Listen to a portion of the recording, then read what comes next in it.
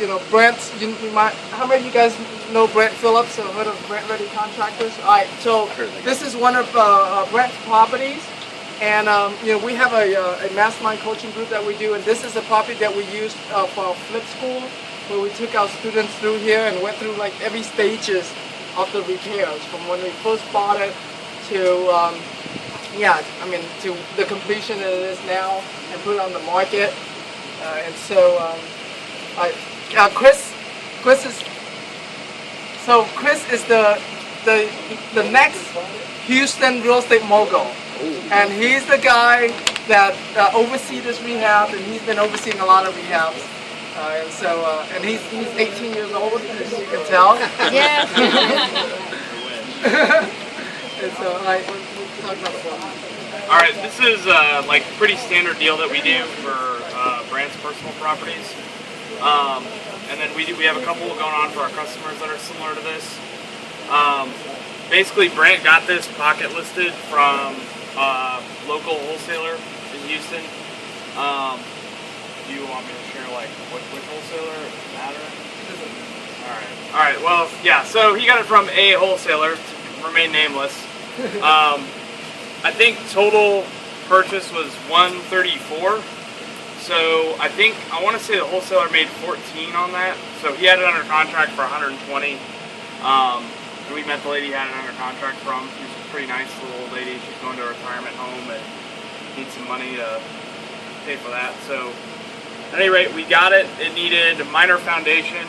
I want to say it took 14 to 15 piers. Oh. Okay, so I want to say it took 14 to 15 piers in the foundation. You can see some of the foundation marks out here still.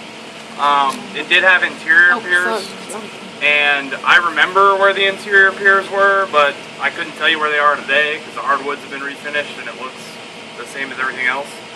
So I know there was exterior, and then we did along the perimeter over here, but we re-dirt packed. You'll see there's some new sod over there that's not surviving very well. We didn't water it, but it took 14 to 15 piers. The whole rehab was about 3 months from start to finish, from like the time we closed on it to literally it just went on the market 2 days ago. Total rehab was about $45,000. We had it at 42, but then we realized we hadn't been invoiced for the appliances. We got invoiced for those this week. So like the cooktop, the microwave, and the oven. So it's at about 45 right now, and that's including like the loan monthly on it. Brandt got a pretty good deal. It was like 7% interest. Normally he negotiates no payments due, but on this particular one we couldn't get that, so we paid about like $1,500 a month for like the loan. Insurance was $100 a month. Taxes are about $416 on this house every month.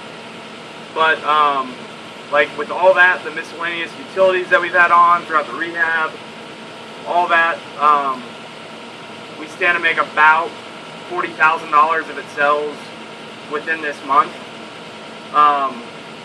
If we sell it, we'll be at the $46,000 mark this month. Next month it'll drop down because we have to pay all the bills again. But so far from the market analysis, we just did pricing analysis on it last week with like the group that we had here that we were teaching for Brandt's Flip School, and we're